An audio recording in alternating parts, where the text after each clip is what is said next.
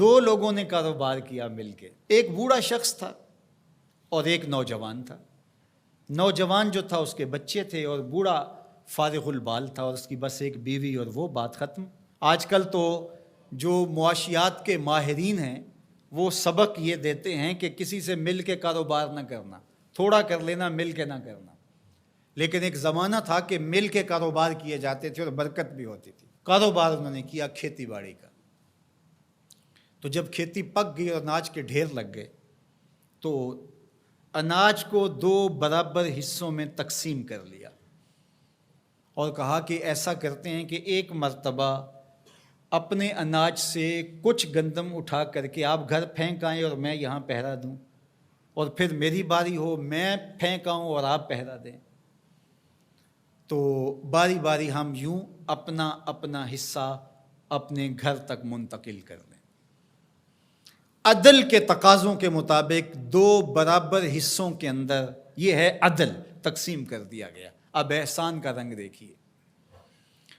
جب بوڑھا شخص گٹھڑی اٹھائے اپنے حصے کی گندم سے، غلے سے کچھ حصہ اٹھا کے گھر چھوڑنے گیا تو جوان نے سوچا میں تو جوان ہوں، میرا غلہ سال سے پہلے ختم بھی ہو جائے گا تو مزدوری کر کے بچوں کا پیٹ پال لوں گا، لیکن بوڑھا کیا کرے گا؟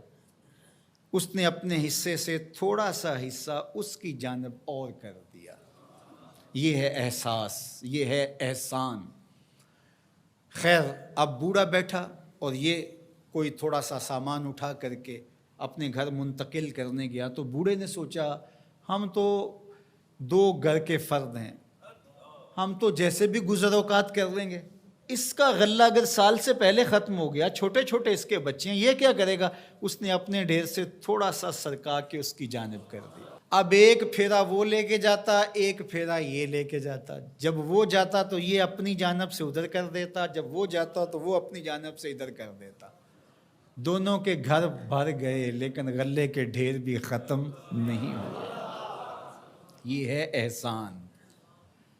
پھر سوچنے لگے یہ ہو کیا رہا ہے، تو پھر راز کھلا کہ ہم یہ کرنے جا رہے ہیں۔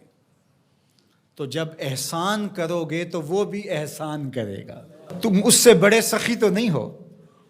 لیکن آج کیا ہوتا ہے؟ آج اگر دو اکٹھے مل کے کاروبار کر لیں تو بابا جائے گا تو جوان ادھر سے کر لے گا، اور جوان جائے گا تو بابا جی کہیں گے تھوڑا سا میں ادھر سے کر لوں، تو دونوں کے گھر بھی خالی رہیں گے اور غلے کے ڈھیر بھی جلدی چٹکی میں ختم ہو جائیں گے۔ اس لیے عدل کے تقاضے بھی پورے کرو، اور اگر تمہیں توفیق نصیب ہو تو احسان کے تقاضے بھی پورے کرو۔